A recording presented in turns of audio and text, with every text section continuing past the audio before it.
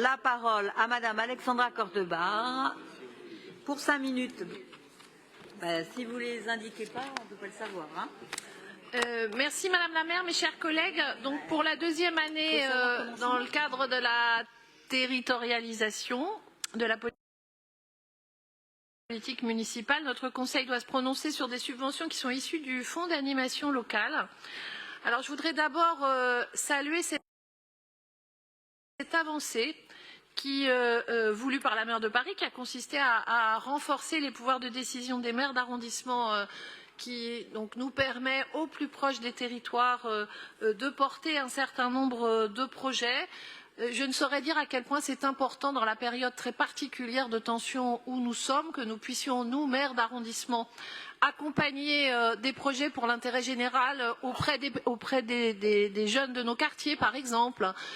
Tous ces projets qui font le lien, le tissu serré, qui nous permettent d'accompagner au mieux les populations qui sont les plus en difficulté et qui nous ont permis aussi, dans cette période de grand désordre, de rester en contact et d'apaiser la situation.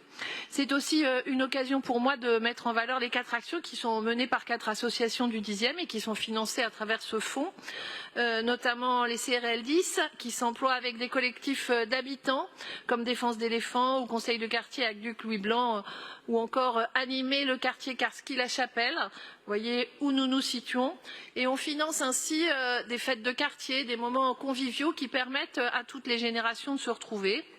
L'association Tuvi-Tudi qui développe des actions sportives et promeut l'égalité et le sport au féminin, en particulier dans les quartiers populaires. La Nouvelle Rôtisserie, qui est un projet original de cuisine associative collective dans le quartier Sainte-Marthe, Buisson-Saint-Louis, autre quartier populaire.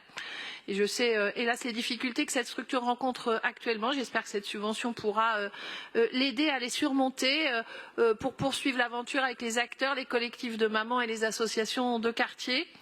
Et enfin, je veux dire ma satisfaction de proposer pour la première fois une subvention à l'association Ocebo, qui œuvre depuis 4 ans maintenant contre la spéculation immobilière dans le quartier Sainte-Marthe.